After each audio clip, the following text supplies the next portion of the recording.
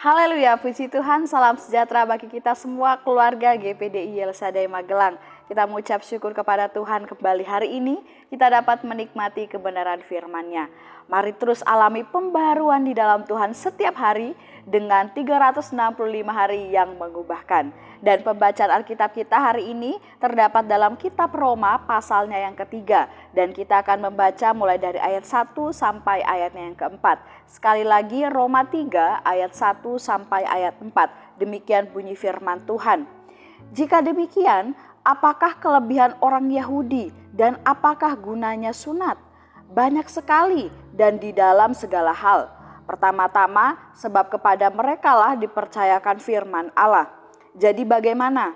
Jika di antara mereka ada yang tidak setia, apakah ketidaksetiaan itu membatalkan kesetiaan Allah?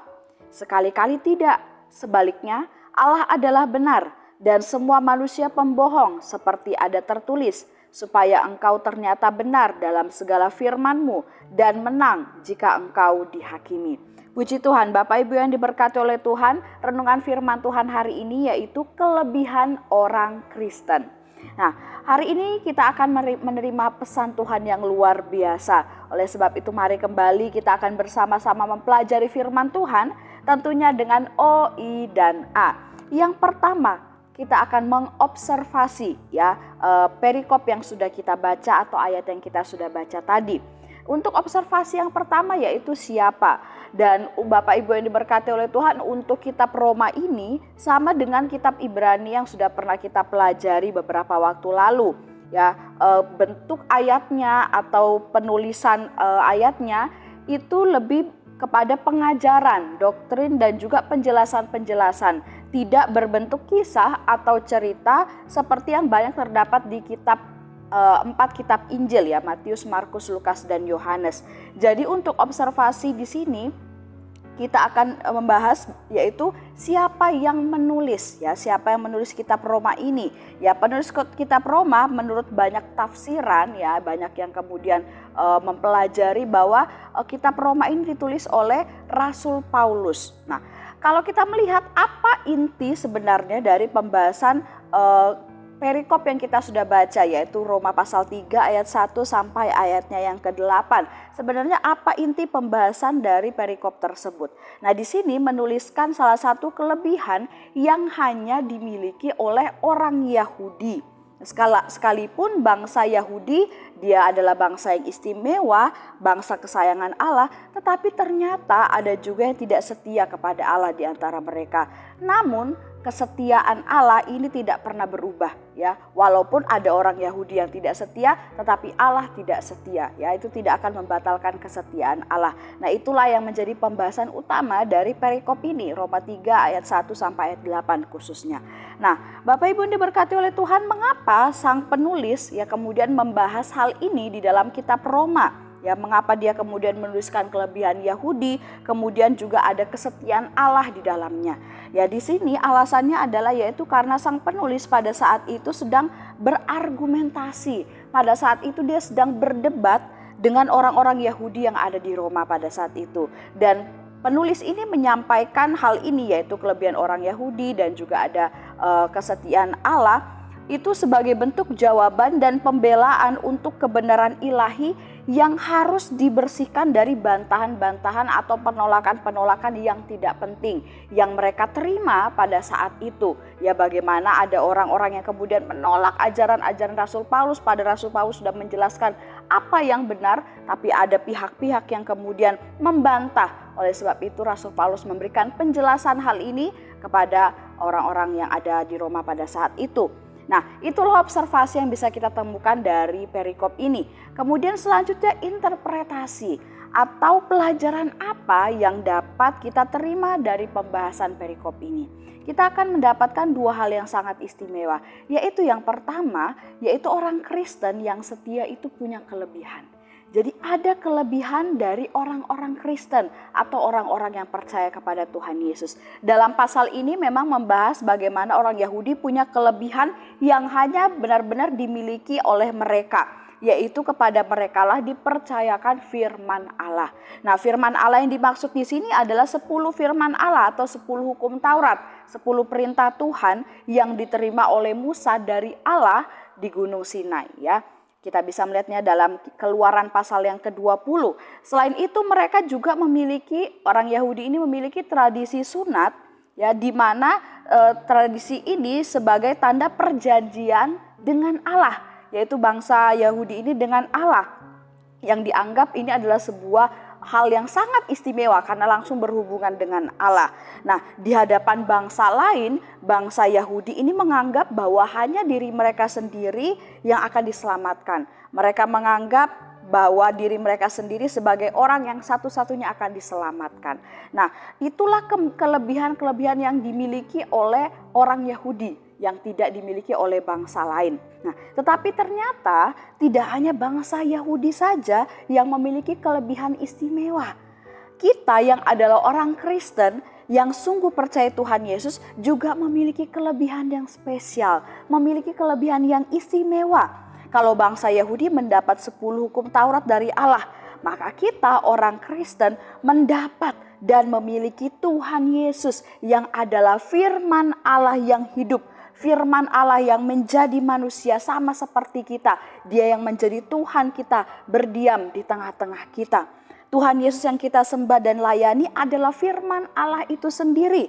Dia adalah kebenaran yang sejati. Dialah Tuhan kita. Nah, inilah kelebihan yang sangat spesial, yang sangat istimewa yang kita miliki sebagai orang Kristen atau pengikut-pengikut Kristus. Yohanes 1 ayat 14 mengatakan, firman itu telah menjadi manusia dan diam di antara kita. Dan kita telah melihat kemuliaannya, yaitu kemuliaan yang diberikan kepadanya sebagai anak tunggal Bapa, penuh kasih karunia dan kebenaran. Puji Tuhan, ini adalah anugerah yang sangat besar. Kita memiliki Tuhan Yesus yang dahsyat. Dia adalah firman Allah yang hidup. Nah, inilah kelebihan yang paling besar, paling luar biasa yang kita punya sebagai orang Kristen. Yaitu kita punya Tuhan yang benar, Tuhan yang hidup, Tuhan yang berkuasa, dan satu-satunya juru selamat dunia, Yesus Kristus namanya. Nah, Bapak Ibu yang diberkati oleh Tuhan, ternyata ada lagi kelebihan yang dimiliki oleh orang Kristen. Yang kedua yang kita bisa pelajari dari perikop ini, yang juga merupakan kelebihan lain yang dimiliki oleh orang Kristen, yaitu adalah Tuhan Yesus yang adalah firman Allah yang hidup, yang adalah Tuhan kita. Tuhan Yesus itu adalah Allah yang setia. Kita sudah membaca di dalam ayat 3 sampai ayat yang keempat tadi. Ya, jika ada orang yang tidak setia, dapatkah ketidaksetiaan itu membatalkan kesetiaan Allah? Sekali-kali tidak. Ya, ini menjelaskan bagaimana Allah kita, Tuhan Yesus kita adalah pribadi yang sungguh sangat setia. Hal ini juga berlaku atas kehidupan kita, Bapak Ibu yang diberkati oleh Tuhan. Kita adalah manusia yang berdosa. Ada ketidaksetiaan yang pernah kita lakukan atau kita tunjukkan di hadapan Allah, di hadapan Tuhan Yesus. Tetapi dengan kasih-Nya yang besar, Tuhan Yesus tetap setia untuk menanti kita agar bertobat ya, dan kembali kepadanya. Terkadang Tuhan Yesus memang menegur kita, menguji kita, mengingatkan atau menyadarkan kita dengan berbagai macam cara. Ya, tujuannya adalah karena supaya kita ini kembali. Tuhan Yesus pun juga sedang menunggu kita untuk selalu kembali kepadanya, bertobat dan sungguh-sungguh lagi mengiring Dia. Nah, inilah bukti kesetiaan Tuhan Yesus yang sangat besar kepada kita umat-umatnya. Walaupun kita bukan bangsa Yahudi, ya, tetapi Tuhan Yesus, tetapi Allah juga sangat mengasihi kita yang sungguh-sungguh percaya kepadanya. 1 Korintus 1 ayat yang ke-9 firman Tuhan berkata, Allah yang memanggil kamu kepada persekutuan dengan anak-Nya Yesus Kristus Tuhan kita adalah setia. Ada ayat satu lagi yang sangat luar biasa, Mazmur 66 ayat yang ke-20. Terpujilah Allah yang tidak menolak doaku dan tidak menjauhkan kasih setianya daripadaku. Puji Tuhan, sungguh luar biasa Tuhan kita ini. Dia firman Allah yang hidup dan Dia pun sungguh sangat setia dalam setiap kehidupan kita. Dan kemudian Bapak Ibu, apa aplikasinya bagi kehidupan kita? ya. Jika kita adalah orang Kristen yang mempunyai kelebihan, kemudian Tuhan Yesus kita adalah pribadi yang setia, maka sebagai respon kita apa yang harus kita lakukan?